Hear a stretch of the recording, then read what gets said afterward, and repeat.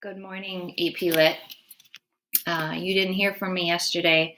I didn't have any new news to share with you, so I didn't think you needed a post. But what I want to talk about this morning briefly are some notes that I have from a webinar that took place last night. So you know that the AP program is run by the College Board, who also runs like the SAT? ACT? Anyway, whole testing suite.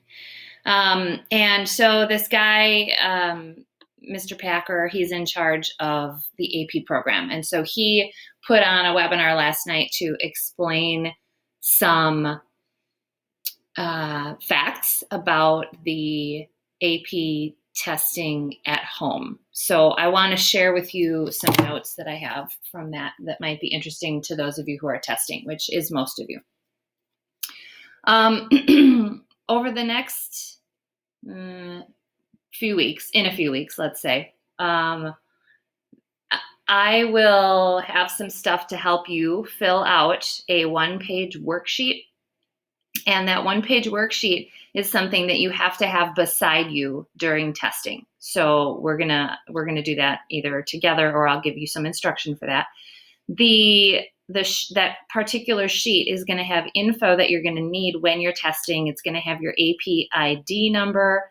It's going to have information for you to access a form in case you are using your computer and you experience a power outage.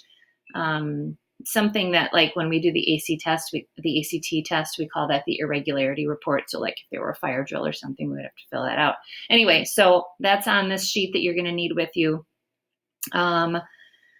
Mr. Packer says that not many students are responding to the emails they're getting from the AP program, only about 10% apparently. So I am reminding you and encouraging you to respond if that's required.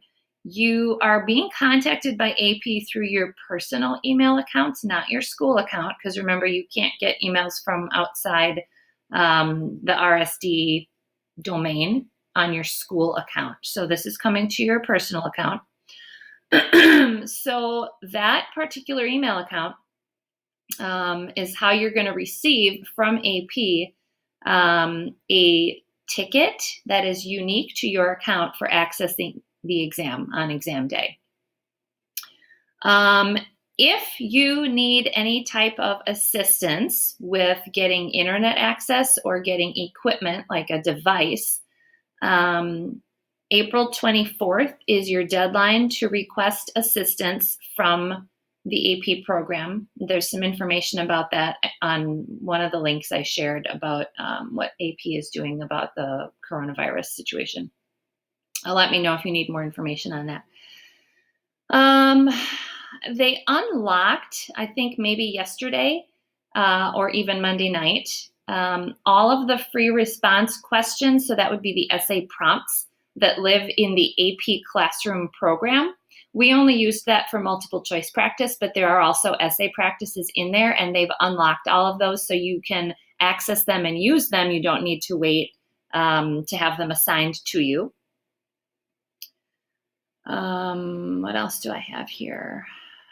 Okay, so when you're testing at home in early mid-May, and if you have a serious disruption, so something happens that's bizarre and forces you to not finish, you will know on May 26th if you're approved to retake the exam the first week of June. Yes, I know that's after graduation. Well, graduation.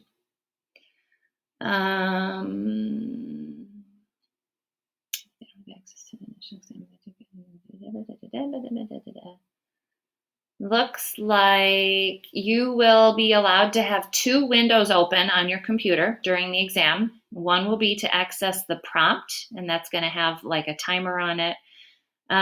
So like on one side, and then another window open to type your essay. The timer will count down 50 minutes. You must start the uploading process before the timer runs out. After you type, you're going to upload it. So there's a lot of parts and pieces to this we're going to have to go over before test day. So make sure you are reading emails from the AP program and from the College Board if you're getting those. You can type in the AP browser, or you can type in a Word doc that you can upload. You can also handwrite if you prefer that. Most of you don't prefer that, but if you do, you can handwrite and you can upload a picture of your handwritten essay. There's no lockdown browser. So like sometimes you can set up programs where students, once they're in it, they like can't access anything else outside of that tab or browser. AP decided not to do that because they said it would account for too many disruptions to testing. You can print the prompt and passage if you have a printer. You can't annotate online on the screen, which sucks. So if you are somebody who likes to annotate, and I am, and frankly, I think it's super useful, you can print, but keep in mind that's going to take you some of your time. You can't copy and paste any wording from or to anything. You can use grammar and a spell check. If you have slow bandwidth, you may see that your essay is still spiraling to upload after the time runs out, but AP will have a record of the upload having started.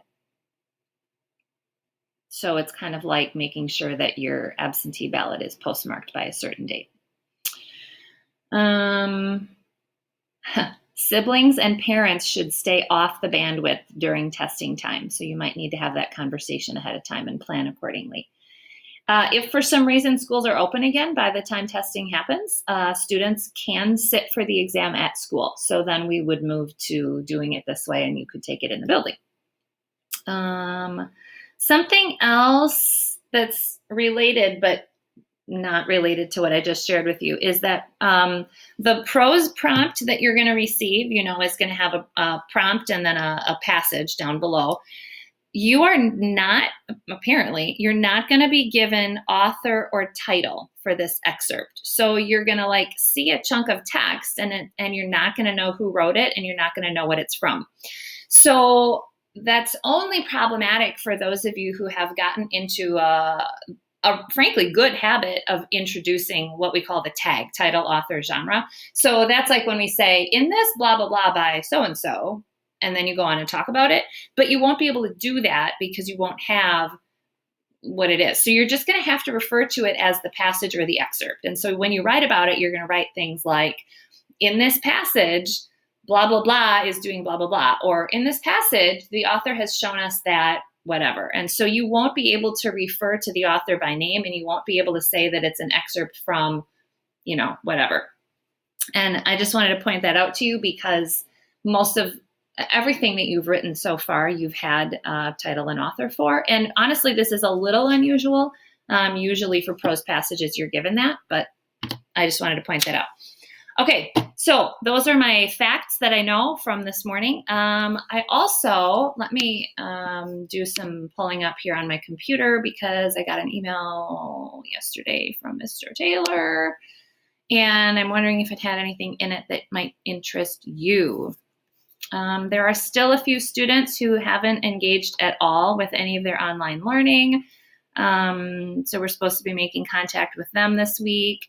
It looks like May 20th is the date when senior grades are going to be finalized. I'll talk more about that in a sec.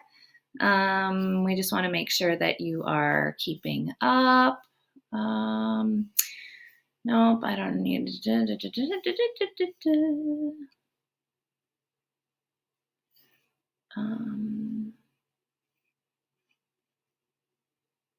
Yeah, I feel like there was more and it's not in this email. It looks like we're definitely going to be going to a pass, no pass grading system over for this semester. I thought I had some information about that, but maybe it's in this one. Budget. Oh, here we go. Okay, so we're not calling it pass fail, we're calling it pass no pass. It won't impact GPAs. You'll receive the credit or you won't, so you need the credit, so you guys need to pass. Mr. Taylor is going to be pushing out a document today or tomorrow with some details of how that's going to work. My guess is that all your teachers are going to implement it a little bit differently. My kind of grading philosophy tells me that passing would mean that you have demonstrated sufficient mastery of like essential standards for each course. Most likely that's going to mean performing adequately well on most or all of your summatives, depending on how the course is structured. So that's what I know about grading, which isn't a ton of details, but it is one question that was floating out there. Also, there are no final exams this semester. That doesn't apply really to most of you because seniors weren't going to take them anyway in most classes. I can tell you that no details have been made regarding senior night and graduation yet. I can share that we did postpone prom yesterday. Okay, that's it. That is what I know. Where's my screen? Now I can see myself again. All right, let's meet tomorrow at 11, and we'll talk about the Kite Runner. And in the meantime, while you're reading, the one other thing I'd like you doing is checking in and watching, paying attention to those videos that I posted about. I created a doc on Monday that has all of the topics for all of the videos listed. So if you know you're not going to watch all of them, maybe pick ones that seem like they would be the most helpful to you.